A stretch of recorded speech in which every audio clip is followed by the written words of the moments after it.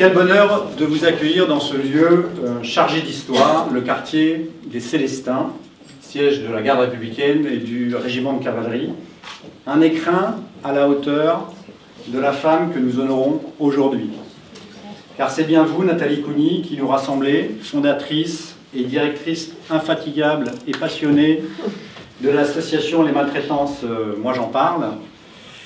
Dans quelques instants, j'aurai l'honneur et le privilège de vous remettre des insignes de chevalier dans l'Ordre national du mérite, une distinction instituée par le général de Gaulle pour récompenser les mérites distingués rendus à la nation française. Il savait bien reconnaître les destins hors du commun, et le vôtre, chère Nathalie, en est un. Ça me fait drôle que tu me le vois quand même. Bon.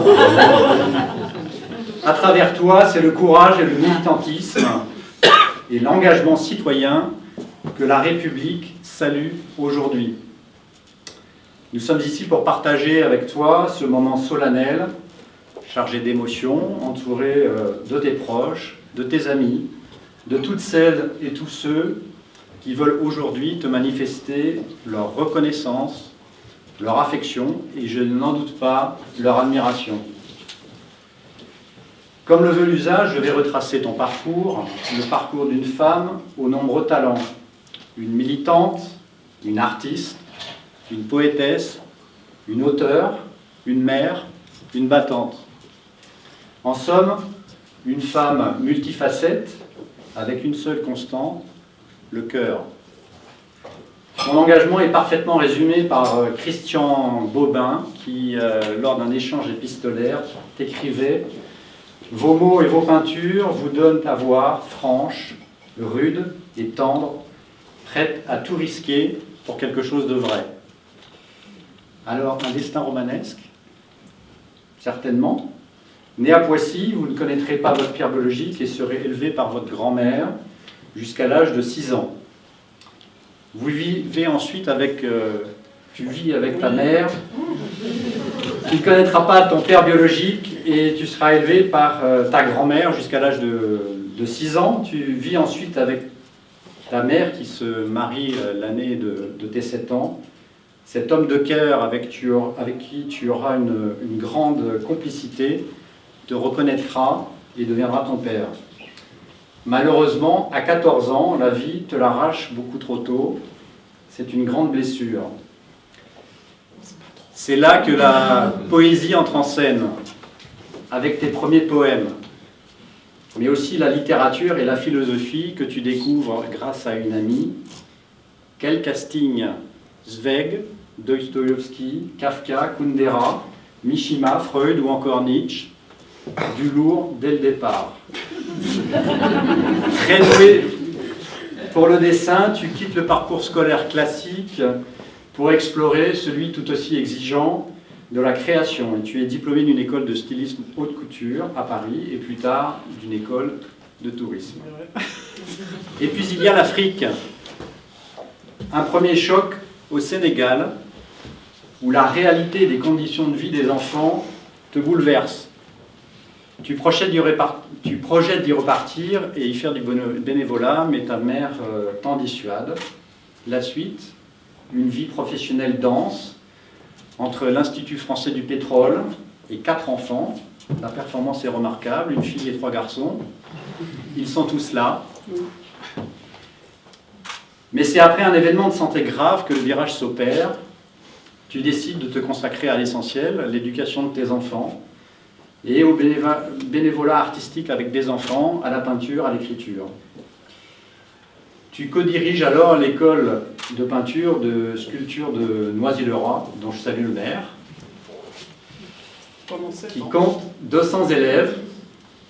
Tu organises de nombreuses expositions d'artistes, et notamment au profit d'un IEM, donc un institut d'éducation motrice, qui est un établissement pour enfants déficients moteurs cérébraux. L'argent récolté permet de développer un projet pilote en France, une salle Snezelen, je ne sais pas si je le prononce bien, qui vise à établir les contacts indispensables au bien-être et à l'épanouissement des personnes handicapées en faisant appel aux 5 sens. Tu interviens aussi bénévolement dans les écoles primaires pour partager ta passion de la peinture avec les enfants, et même en halte garderie, où tu réalises des fresques à la Fernand Léger avec des enfants de moins de 3 ans qui se révèlent être d'une formidable créativité, et tu apprends beaucoup à leur côté. Ta grande générosité t'amène également à parrainer chez toi, bénévolement, 2 petites filles au contexte familial difficile, un week-end sur 2 et la moitié des vacances, durant plusieurs années. Parallèlement, tu mènes ta carrière d'artiste peintre et exposes tes toiles à partir de 1996. La peinture figurative à l'huile, au couteau deviendra ta passion première, et en 2009, tu te lances dans la peinture abstraite et obtiens une cotation 2 ans plus tard dans le dictionnaire des artistes cotés. Tu participes à plus de 50 expositions, dont certaines prestigieuses, au Carrousel du Louvre, à New York, à Honfleur, où tu es primé en huile. Et dans le même temps, ta volonté de tout comprendre te conduit aussi à beaucoup lire sur des ouvrages de psychologie et de philosophie. Tu suivras des formations en psychologie au CNED et à l'université Paris 8. Ta volonté de partager ces expériences et ta vision de la société est grande. Depuis la sortie de ton premier recueil de poésie en 2011, tu as publié 17 livres, poésie, romans, histoire pour enfants, livres de société, récits, une pièce de théâtre aussi, qui a été applaudie par plus de 8000 spectateurs, et toujours ce fil rouge: protéger, éveiller, libérer la parole. Ton engagement contre les violences faites aux femmes et aux enfants n'est pas un combat, c'est une croisade. Tu donnes voix dans tes livres à celles qui n'en ont plus, en transformant la douleur en récit, le silence en parole. Tu expliques la manière dont le processus se déroule et la façon dont on peut s'en sortir, comme dans Les Voix des femmes, dont la préface est signée Marie-France Casalis, porte-parole du collectif féministe contre le viol. Et la 4e de couverture est signée Najat Vallaud-Belkacem, alors ministre de l'Éducation nationale. En 2018, pour la Journée internationale des droits de l'enfant, tu produis un clip de prévention des agressions sexuelles sur mineurs, C'est mon corps, c'est ma vie, en impliquant tes enfants, Julien à la réalisation et Maxime à l'écran. Ce clip, soutenu par de nombreux professionnels et de l'enfance et de nombreuses personnalités, proposé au public, et il est toujours présent sur la plateforme éducative Lumni de France Télévisions. La création d'une association est une suite logique. En 2019, à la demande de la mairie de Nice, tu montes en 3 semaines avec Valérie Saboureau, qui est par là, un programme de prévention de la maltraitance et des agressions sexuelles sur mineurs. Tu y sensibilises 300 enfants et donnes 2 conférences publiques, l'expérience auprès de ces jeunes, très impliqués et formidables. Ils ont peu de connaissances sur le sujet et ne connaissent pas les interdits. C'est la clé pour toi, il faut aller vers les enfants. Tu t'entoures alors d'une équipe, je pense que toute la grande majorité est là. Une équipe engagée et crée donc en septembre 2020 l'association Les Maltraitances, moi j'en parle, avec l'idée simple que les enfants peuvent être acteurs de leur propre protection. Depuis, tu y accueilles toutes les énergies, dont la mienne, embarquée dans cette aventure grâce à une alchimie signée LinkedIn, dès février 2021. Depuis, quel chemin parcouru, sous ton impulsion, cette énergie, cet engagement, cette foi remarquable qui te caractérise et qui embarque beaucoup de ceux que tu croises. 218 intervenants nous rejoindront dans 42 départements et animés par 59 responsables départementaux.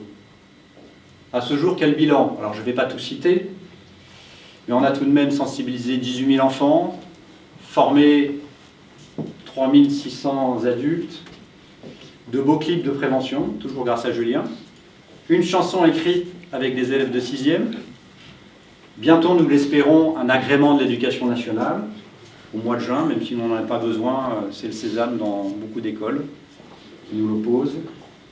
Et malheureusement, les listes d'attente sont longues, faute de budget pour nos interventions, faute de financement, et donc nous commençons à nous tourner aujourd'hui vers le privé, faute de subventions publiques suffisantes. À retenir aussi une reconnaissance institutionnelle, avec ta participation au prix de prévention de la gendarmerie, et j'y suis pour rien, probablement Jessica Dubois, qui a su convaincre ses chefs, et je remercie le général amiral et Rémi pour votre soutien, et aussi ton audition récente dans l'enquête parlementaire, la commission d'enquête parlementaire suite à l'affaire Betaram. Enfin, la sortie de l'album, imprimé en 10 000 exemplaires, alors il y en a quelques-uns ici, que tu as écrit. Alice et Léo ont leur mot à dire sur les maltraitances faites aux enfants, joliment illustré par Alison Ornou, avec la belle complicité de mon frère Cyril qui a fait le travail éditorial. Merci. Et je souhaite associer à ces résultats et remercie chaleureusement toutes les personnes, les intervenants, responsables départementaux et les personnes qui tous les jours contribuent à faire rayonner cette belle association et à sensibiliser tous ces enfants et les adultes qui les accompagnent. Chère Nathalie, tu es une force tranquille et déterminée qui fait bouger les lignes, cette plume qui bouscule, cette voix qui rassure, cette énergie qui inspire. Je ne peux m'empêcher de citer la première phrase de Amour à mort, ton livre sur les mères toxiques. D'abord, je voudrais remercier la vie plus forte que tout. Je ne sais pas pourquoi nous sommes sur Terre, mais vu la durée extrêmement courte de notre passage, de notre vivant du moins, en tant qu'organisme, car je ne sais pas où vont les âmes, c'est à nous de donner un sens à notre vie. Quel plus beau sens que de tout donner pour les enfants, notre avenir. Tu te dépasses quotidiennement, malgré les obstacles. Tu as toujours gardé foi en la vie pour mener ta vie et tes combats. L'écriture t'apporte une grande libération. Tu exprimes librement des choses sans tabou. Cette parole que tu prends est vecteur de liberté pour toi, en posant des mots justes sur tes émotions, mais aussi pour les femmes que tu accompagnes, en les aidant à poser des mots sur l'enfer qu'elles vivent, pour passer le cap et faire les démarches qu'elles n'osaient pas faire, et à témoigner de leur parcours. Dans ta peinture, tu captes les émotions de l'instant dans ton inconscient, d'une manière d'exprimer ta vérité. La peinture, la poésie, l'écriture permettent de te poser, d'échanger, de partager des émotions dans un esprit d'ouverture et de liberté, et de toucher les gens. Nous le sommes tous ici. Ton action et celle de l'association contribuent sans nul doute à faire prendre conscience aux adultes que la protection des enfants est un enjeu sociétal majeur, en leur permettant de connaître l'existence des maltraitances pour pouvoir en parler, se protéger et être protégé. Chaque enfant sensibilisé est une victoire. Aujourd'hui, c'est nous qui te remercions pour la vie que tu défends, pour celle que tu as changée, pour l'exemple que tu incarnes. Bravo pour ton parcours et ce que tu es, pour l'ensemble de ce parcours inspirant et pour la force de ton engagement au service des enfants et de la nation. Le président de la République a décidé, sur proposition de Madame Charlotte Cobel, ancienne secrétaire d'État à l'enfance, de t'accorder cette prestigieuse distinction. Je vous remercie. Je vais passer maintenant au vouvoiement pour cet instant solennel, en demandant à Maxime de nous rejoindre. Ton grand petit c'était une surprise. Bah oui, hein. Donc Nathalie, si tu veux bien te mettre là, face à moi.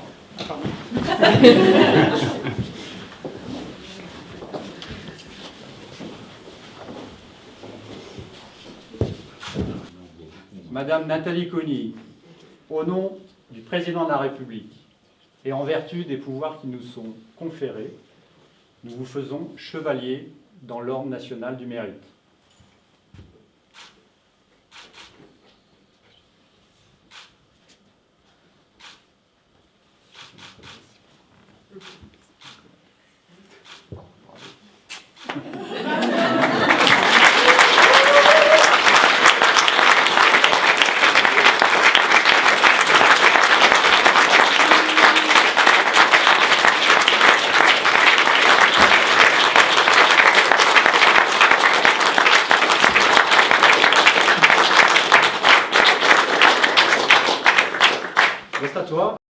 chers tous. Merci infiniment déjà de votre présence dans ce lieu magnifique.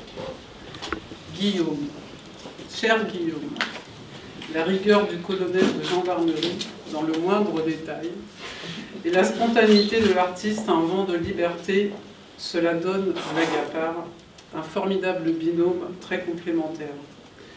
Ta solide expérience du terrain, tes nombreuses idées, toujours pertinentes, le temps donné, l'enthousiasme et la force que tu mets dans la réalisation de notre objet, la défense des droits des enfants, sont très précieux, tout comme ta bienveillance et ton amitié.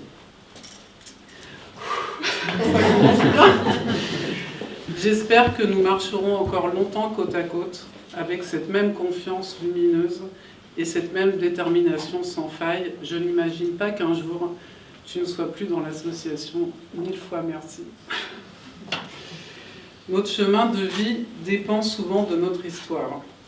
Un jour, en fin de 3e au collège, après 2 redoublements, 3 mois d'absence et de larmes dont personne ne cherche l'origine, dû sans doute à une phobie scolaire, ou plutôt à une enfance marquée par le manque de père, de sécurité affective, puis un père de cœur qui venait de mourir quelque temps plus tôt, une enfance et une adolescence marquées par de multiples événements difficiles et des bonheurs bien sûr, ma mère et moi sommes convoqués dans le bureau de la directrice.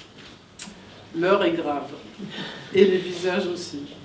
La directrice nous regarde sans empathie, dans une sorte de toute-puissance, et me dit, comme si tout était de ma faute, « Qu'est-ce qu'on va faire de vous ?» Cette petite phrase a longtemps résonné dans ma tête. C'est vrai, qu'est-ce que je vais faire de moi ? Parfois, incapable de me projeter et en doute constant, je me pose encore la question. Je ne sais pas. J'aime le dessin, la vie, les gens, la liberté. Finalement, je ferai mes propres choix seule et très tôt, car ma mère, enfant sévèrement maltraitée, victime d'inceste par son père, et je découvrirai plus tard qu'elle n'a pas été la seule victime de ce prédateur, ne savait pas quoi faire non plus. Savoir aimer, notamment, c'est compliqué quand on vous a abîmé au plus profond de votre être et pour la vie entière. En fait, tout est compliqué. Heureusement, ma joie de vivre et le fait d'avoir compris très tôt comment ma mère fonctionnait, que j'aimais évidemment, m'ont permis de ne pas m'enliser dans la part sombre qui nous habite tous plus ou moins. Cela a été possible aussi grâce à la peinture et à un long travail de réparation psychologique, le mien et celui que ma mère n'a jamais pu faire. Cela résume l'objet de notre réunion ce soir, car cette histoire est celle de millions d'enfants victimes de violences, il faut l'entendre, des millions. D'abord, une directrice qui n'est pas bienveillante, qui ne pose pas la bonne question, car si les adultes ne savent pas quoi faire des enfants, qui va savoir ? Puis des enfants maltraités, sexuellement agressés ou violés, qui deviendront des adultes abîmés, qui à leur tour seront, dans de nombreux cas, environ 30%, des parents maltraitants ou défaillants. Ce sont ces petites phrases que nous ne voulons plus entendre et c'est cette chaîne de violence que nous voulons briser.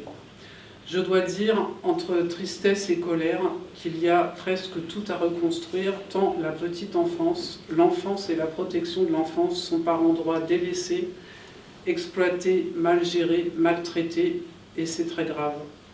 Alors à mon tour, j'ai envie de dire à de nombreux adultes en responsabilité, politique ou pas, qu'est-ce qu'on va faire de vous ?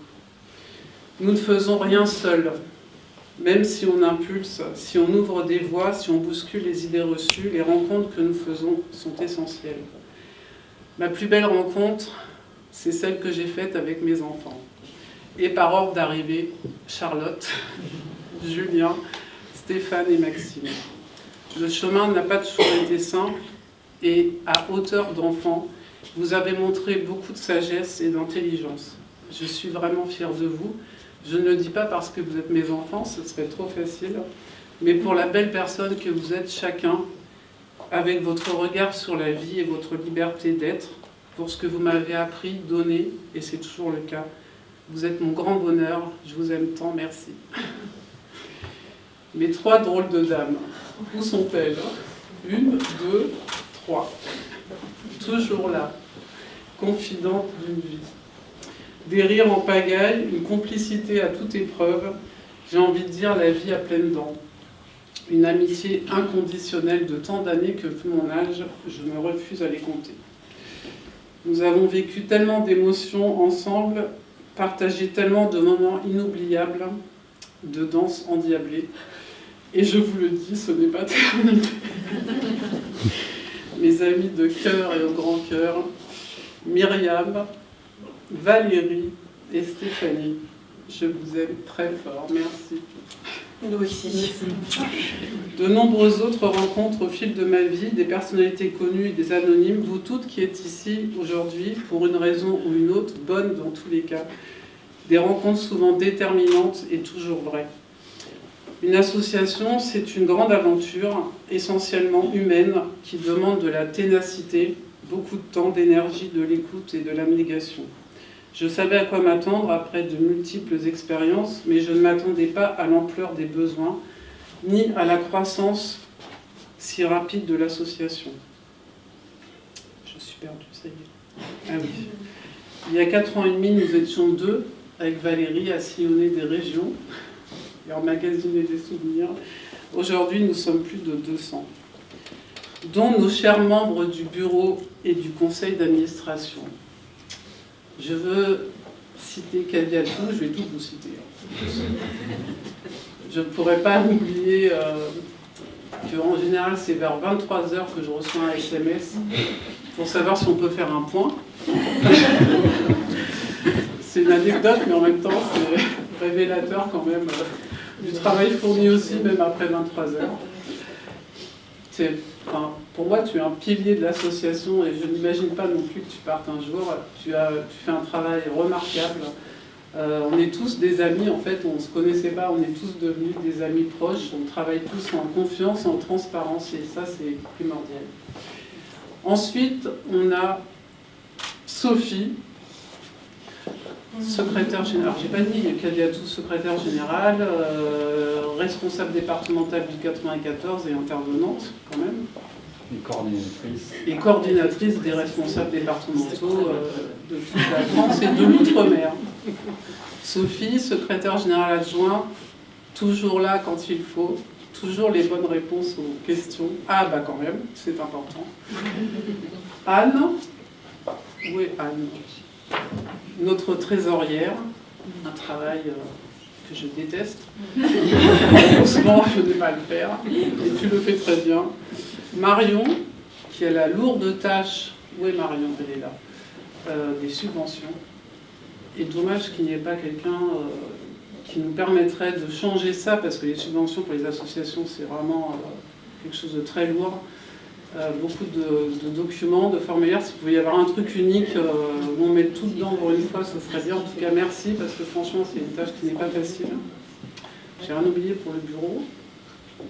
Ensuite, nous avons Daniel, maire de Fourqueux et Saint-Germain, enfin, commune jumelle maintenant, je crois, qui nous aide beaucoup dans les relations avec les élus, évidemment. Merci beaucoup.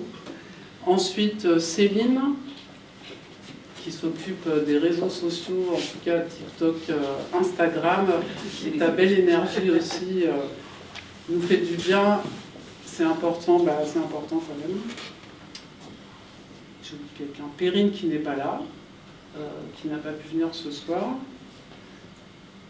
Est-ce que j'oublie quelqu'un ? Alexandra. T'es trop près. C'est l'émotion. Alexandra, qui est une amie aussi, on a tellement de fou rire toutes les deux, qui s'occupe des conférences de l'association, responsable départementale du 91 et intervenante aussi.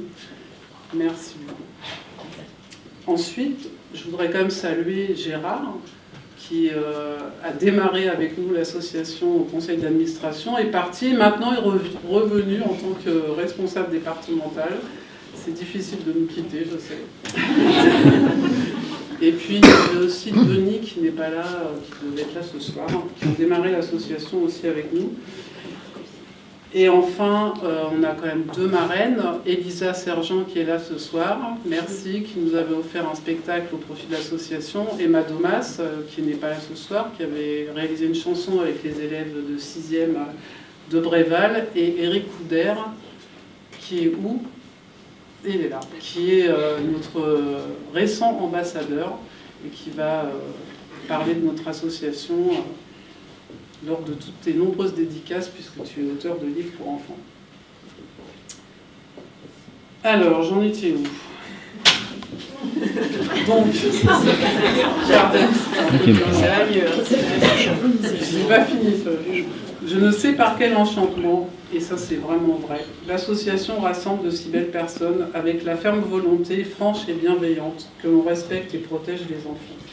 Aussi, je remercie sincèrement toutes ces personnes qui font notre force, qui ont fait le choix de l'enfance et de la prévention des maltraitances infantiles, un sujet délicat mais ô combien majeur et vital pour la société. Aussi, vous êtes nombreux ici à dédier votre vie à la cause des enfants. Éric Delmar, merci de votre présence, défenseur des droits des enfants. Une lourde tâche, tant leurs droits ne sont pas suffisamment respectés. Merci de votre présence. Jojo, président de Repère 95, qui accompagne notamment les jeunes sortant de l'aide sociale à l'enfance et qui leur redonne une dignité. Merci à toi et Martial aussi, puisque tu travailles avec Jojo. Jessica Dubois, tu étais commandant de la maison de protection des familles de Bois d'Arcy lorsque je t'ai connue avec Virginie. Vous avez notamment fait beaucoup pour les femmes victimes, pour que les femmes victimes retrouvent leur estime. Merci. Arnaud Gervais, qui est là-bas, président de l'association... Ah, j'ai oublié Aude, mon Dieu. J'arrive, Aude. Où est-ce qu'elle est, Aude? Je ne la vois pas. Allez. Président donc, de l'association Aspire une vie et un toit, qui entre autres accueille, sécurise et accompagne les femmes et enfants victimes de violences. Ce sont des lieux de reconstruction essentiels. Merci. Et Aude Lafitte, président de l'association AVI, Action contre les violences infantiles et notamment le bébé secoué. J'ai une grande tendresse pour toi, merci. À dédier, et tant d'autres évidemment, votre vie et apporter cette espérance qui nous rassemble aussi ce soir, l'espérance qu'un jour, le plus proche possible, les enfants grandissent sans violence, ou plutôt que les adultes comprennent une bonne fois pour toutes que la violence ne résout rien, elle détruit. Les maires et les élus, Myriam, Karina, Annick, je ne sais pas si elle est là, Annick. Non, Annick Bouquet qui est à Versailles, Daniel, donc, et Marc, maire de Noisy-le-Roi, où j'ai vécu quand même 28 ans. Vous avez un rôle majeur au sein de votre commune, car vous pouvez impulser cette dynamique de prévention et donc de protection. Merci. Les établissements scolaires, bien sûr, qui nous ouvrent leurs portes plusieurs années de suite. Bien souvent, j'ai oublié, j'y pense, Cécile, qui était au CA aussi. Mais si, tu vois, il y a des choses qui m'échappent, qui nous apportent beaucoup aussi au niveau juridique, puisque tu es avocat. Donc les établissements scolaires, bien sûr, qui nous ouvrent leurs portes plusieurs années de suite, bien souvent, de véritables alliés de la protection des enfants. Merci Nadia, puisque ça fait 3 fois qu'on revient dans votre collège, avec beaucoup de plaisir. Merci. Nous allons y arriver, tous ensemble. Oui, c'est tous ensemble qu'il faut être, sans céder le moindre espace à l'indifférence, au silence, à la peur, à l'injustice. Tous ensemble avec humilité, car le sujet est complexe, avec amour, car c'est en nous, avec détermination, car nous n'en manquons pas. Cela demande parfois, souvent, de gravir des montagnes, mais nous sommes endurants et bien équipés. Cela demande parfois d'entrer en résistance, mais nous sommes résistants jusqu'à l'âme. Cela demande parfois de nous dépasser, mais les événements de notre vie nous ont donné des atouts majeurs et une force inébranlable. Ce soir, il est également question de mérite, une grande et belle distinction qui m'honore, et je remercie chaleureusement Madame Charlotte Cobel, présente ce soir par la pensée, alors secrétaire d'État à l'enfance, qui a beaucoup soutenu notre association et a proposé mon nom. Grâce à Madame Cobel, nous avons pu notamment obtenir des subventions conséquentes qui nous ont permis de sensibiliser plusieurs milliers d'enfants et donc d'en aider un grand nombre à libérer leurs paroles et à être protégés. Un immense merci. Mais ce mérite revient aux enfants, ou à des enfants intérieurs, des enfants qui nous font des signes, de près ou de loin, plus ou moins discrètement, qui nous choisissent sans le savoir, pour éclairer leur silence. Et même s'ils ne votent pas, faire en sorte que leur voix compte, qu'elle soit entendue, respectée, comprise et suivie d'action. Merci à eux. Nous construisons l'avenir pour les enfants, mais aussi par eux et avec eux. Ils nous font confiance aveuglément.